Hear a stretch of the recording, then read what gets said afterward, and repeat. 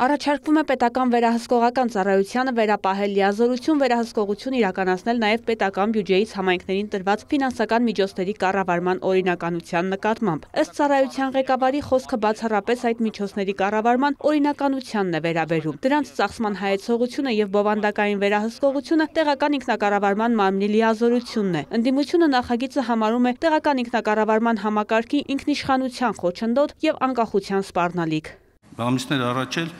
նման մեծամասշտաբ լիազորություն տրվել է դատախազությանը։ Ինչն է պատճառը, որ սենց հետևողականորեն փորձ է արվում պետական կենտրոնական ինստիտուտներին մխրճել տեղական ինքնակառավարման մարմիններ։ Վերջի տարիներին իրենց բյուջեները, դոտացիաները, սուբվենցիաները բավականին մեծ են եւ սա պետքա նաեւ զգոնություն եւ ազդակ լինի իրենց կարողությունների զարգացման եւ ուշադիր լինեն, որպեսզի կարողանան օրինականությունը այդ ծախսերի օրինականությունը ապահովելու համար մասնագետներ ներգրավեն եւ խնդիրներ չունենան։ Ես հասկանում եմ նաեւ ձեր ժամանակ օրինակ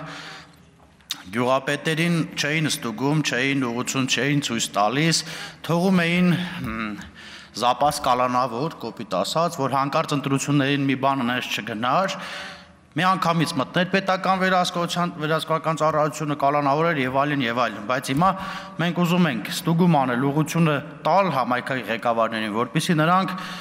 էլ այդ նույն սխալը չկատարեն։ Եթե նրանք գողություն չեն անում, եթե նրանք թալան չեն անում, իմ կարծիքով այստեղ ոչ մի խնդիր չկա։ Նոր նախագծով տիմերի կառավարման, այդ թվում դոտացիայով համահարթեցված սեփական բյուջեի կատարման արդյունավետությունը, հայեցողությունը, քաղաքականությունը, առաջնայինությունը որևէ կերպ վերահսկողության ենթակա չեն։ Վերապահված է տիմերին ու ավագանու ինստիտուտին, հստակեցրեց ծառայության ղեկավարը։ Համընդհանուր առողջապահական ծածկույթի ծրագրի իրականացում վարկային համաձայնագրով նախատեսվում է Հայաստանին տրամադրել 102 միլիոն եվրո արժողությամբ վարկ։ Նպատակն է բարելավել առաջնային բուժօգնության որակը, բարձրացնել երկրի առողջապահական ծախսերի արդյունավետությունը, նվազեցնել առողջապահական ծառայություններից օգտվելու ֆինանսական խոչընդոտները բնակչության շրջանում։ Հաջորդ նախագիծը, որը միտված է Հայաստանում առողջության համընդհանուր հայտարարագրման գործընթացի նախապատրաստմանն ու ընթացիկ աշխատանքներին, ներկայացրեց առողջապահության փոխնախարարը։ Լենան Անուշյանը շեշտեց, առաջին արդյունքահեն վարկային ծրագիրն է։ Վարկային միջոցները կուղղվեն պետբյուջե մաս-մաս ամեն փուլի իրականացումից հետո։ Վարկի մարման ժամկետը կազմում է 25 տարի, որից արտոնյալը կազմում է 15 տարի։ Վարկի սպասարկման գծով վճարումները կատարում են կիսամյակային կտրվածքով յուրաքանչյուր տարվա հունվարի 15-ին եւ հուլիսի 15-ին, իսկ մայր գումարի վճարումը կատարվելու է, մարումը սկսվելու է 2039 թվականի հուլիսի 15-ից մինչև 2049 թվականի հունվարի 15-ը։ 42 միլիարդ դոլար ավել են հավաքել, բայց հիմա փող չկա, նորից ձեռքը մեկնում են ձեր ապագային, վերցնում են, որ այդ պարտադիր ապահովագրության համար պետության ծախսը, այսօրվա ընթացիկ ծախսը իրենք հոգան եւ վճարելու եք դուք,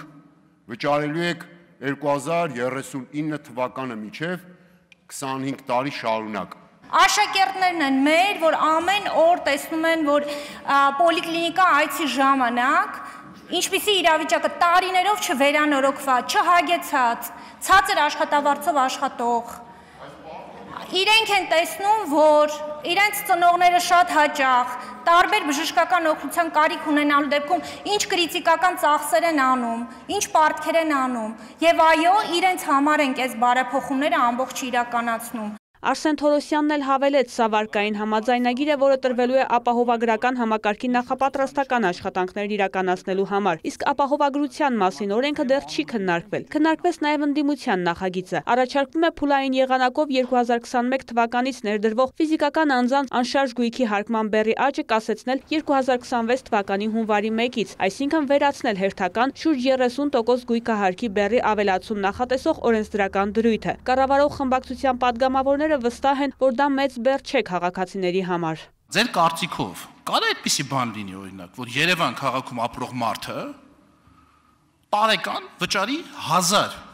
դրամ գույքահարկ եւ համարենք, որ ինքը իր մասնակցությունն է ունեցել Երևան քաղաքի բյուջեի ձևավորման մեջ։ Դա կլինի ճիշտ։ Հիմա այդ ասում եք 6 անգամ աճելու է, 1000-ը դարձել է օրինակի համար 6000։ Ձեր կարծիքով դա անարդար թիվ է։ 1000 չէ, 0 դրամանոց գույքահարկել է եղել։ Մինչև 3 միլիոն դրամանոց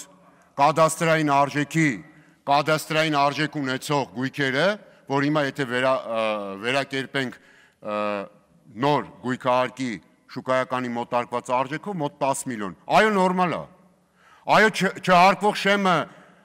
60%-ից ավել չափավոր աղքատություն ունեցող երկրում նորմալ է։ Տիգրան Մեծ Բողոկայում 90 քառակուսի մետր փոքրիկ անհատական բնակելի տուն։ Հարկը եղել է 2000 դրամ։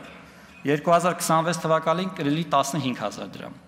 Բայց տարեկան։ Բայց սրա կողքը օրինակ Արաբկիր վարչական համայնքում կա անհատական բնակելի տուն, որի մակերեսը 1400 մետր քառակուսի է։ Հարկը եղել է 1 միլիոն դրամ։ Նոր հարկը 2026 թվականին կլինի 8 միլիոն դրամ։ Այսինքն 7 միլիոն դրամով տարեկան հարկը ավելացել է։ Սրանից ավելի պրոգրեսիվացում մենք չենք պատկերացնում։ Քաղաքացիական պայմանագիր խմբակցությունը դեմ քվեարկեց ընդդիմության նախագծին։ Քննարկված մյուս բոլոր օրինագծերն ընդունվեցին։ Այդ թվում 102 միլիոն եվրո արժողությամբ վարկի ներգրավման մասին նախագիծը առաջին ընթերցմամբ։ Վարդուհի Արզումանյան, Դավիթ Մաչկալյան, լուրեր։